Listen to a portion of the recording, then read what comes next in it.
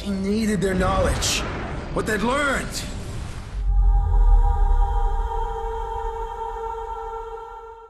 Hey, welcome back lads. So there has been a lot of talk about Cold War bringing back some older zombies maps as DLC, and this one right here has been rumoured for a very long time. I am on about Tranzit from Black Ops 2, which is iconic for all the wrong reasons, because it's notoriously the worst zombies map of all time. And yeah, I did not have fun playing this shit today. I just suffered immense pain, but for whatever reason, myself included, the community wants this map to make a comeback in Cold War. So whatever happened to those rumours and leaks? Well, today we have an update to this, and I would say there is some really good, solid evidence to show that these maps could release out of the dark ether, including Die Rise and Buried, the other two Black Ops 2 maps. They're basically sister maps, so it sounds good, right? But despite this evidence that we are going to go over, I don't really have much hope left. I think they're kinda dead. I just don't think there's much chance of them releasing unless it's some kind of special DLC like at the end of next year, which is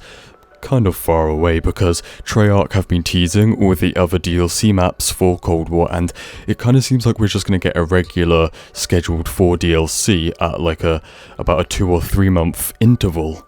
That's a nice word I don't think I've ever said. So 3 remastered or remade maps that have not been officially teased in the game yet. They don't really have much room to fit in. However, I will tell you right now that the Tranzit Easter egg song Carry On has been found in Cold War. So make of that what you will. I think it's just going to be part of the zombie mixtape, which you're going to be able to earn from the Prestige shop. But even then, the other Easter egg songs which have been found all linked to other maps which have been teased already. There is more convincing evidence just there for us to see. You just have to go back 2 years ago to Black Ops 4, where parts of these maps are just sitting there. You can see it for yourself that these maps were worked on and planned to release at some point, and one day still could. Maybe. Also, this entire year leading up to Cold War, we had heard from insiders and leakers who are pretty trusted and, reputable, that this game would start off with a Vietnam zombies map and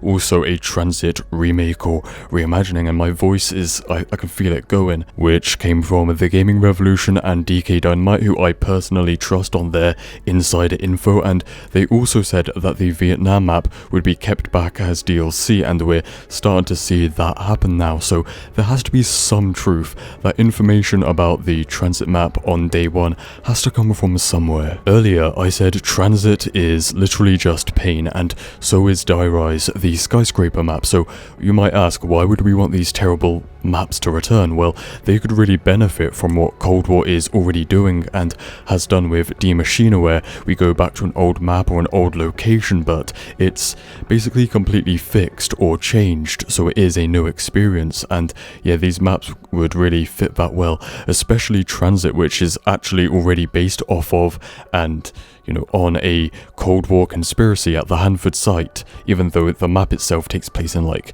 the 2020s or something. The real-life Green Run experiment or operation would work really well in this storyline. So in conclusion, there's evidence that these maps could be coming back, but even if they are, that's a big even, then we're not going to see it for a very long time. So anyway fellas, that's all I can say on this, so stay spicy and I'll see you in the next one.